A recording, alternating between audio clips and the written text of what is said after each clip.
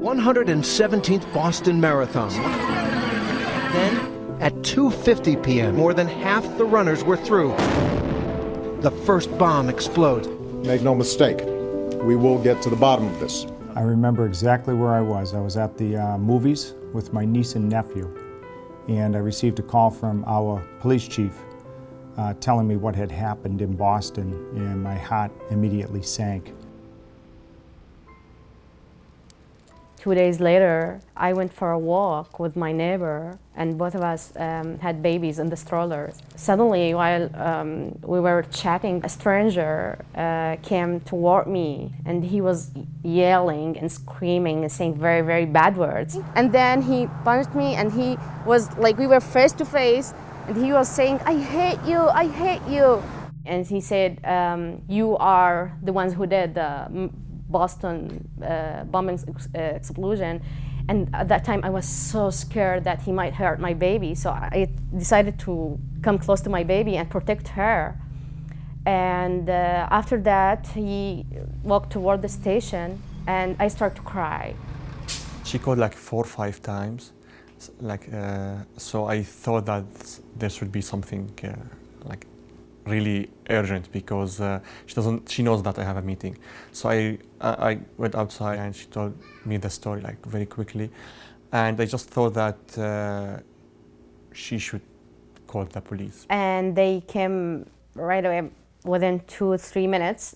Here you have a woman walking down a public street with her child being assaulted by someone without provocation.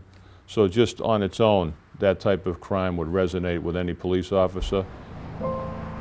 They tried to find that man, but unfortunately they couldn't.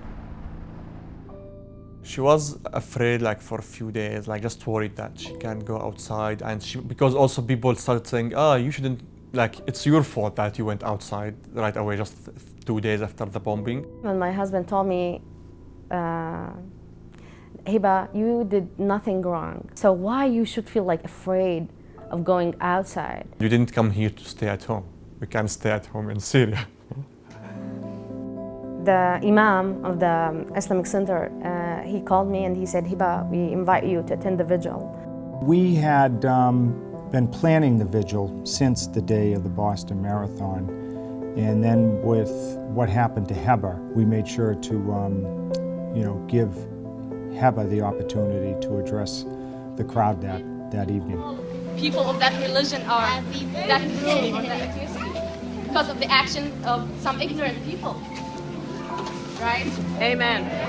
Amen.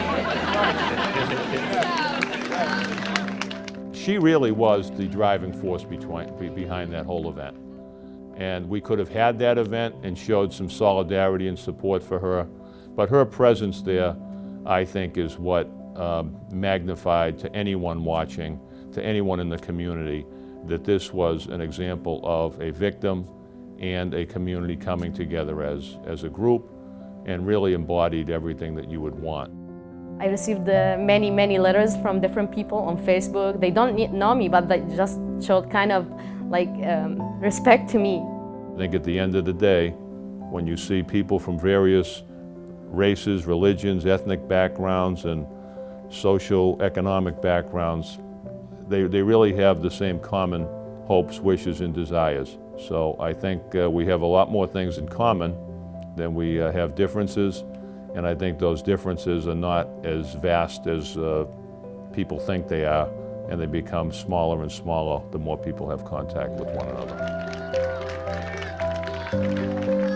That kind of social support you receive, this is one of the big factors to make you like feel stronger, and you can continue your normal life and go back to your normal life.